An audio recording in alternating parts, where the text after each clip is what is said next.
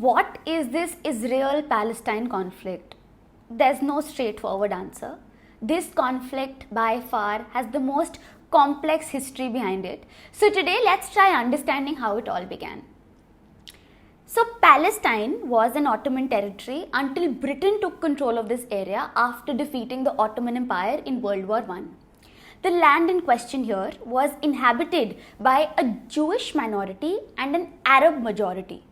Between the 1920s and 1940s, the number of Jews arriving there grew, with many fleeing from persecution in Europe and seeking a homeland after the Holocaust of World War II. The communal violence between Jews and Arabs in Palestine began spiraling out of control. The tensions escalated dramatically. Britain was confused. It basically outsourced the task of solving this Palestine issue to the UN. So in 1947, the UN voted for Palestine to be split into two separate states, one separate Jewish state and one separate Arab state, with Jerusalem, remember this, we'll take it up later, becoming an international city or an international zone. So on one side is Palestine, dominated by Arab Muslims. On the other side is the state of Israel, the only Jewish state in this world carved out of Palestine. Now, what is the fuss? Both the communities want the same land. This is the starting and the ending point of the conflict. So this UN plan was accepted by the Jewish leaders but rejected by the Arab side. They called it stealing of the land they actually called their own. So the crisis began after the foundation of Israel in 1948 and after the Six-Day War in 1967.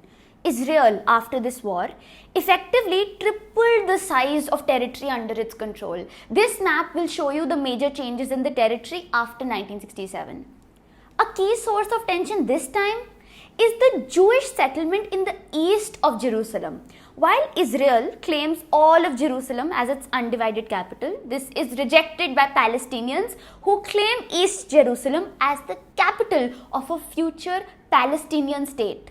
The city of Jerusalem is home to the holy sites for both Judaism and Islam.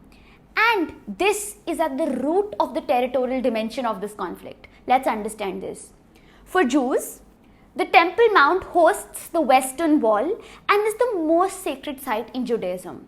For Muslims, the Noble Sanctuary is the third holiest site in Islam after Mecca and Medina. This convoluted and complex war has spanned I don't know how many decades. The animosity has not receded even after 5 peace deals. Each of the two sides is blaming the other for the current situation, and it's an endless blame game. But in a bid to achieve their end goals, innumerable lives are lost.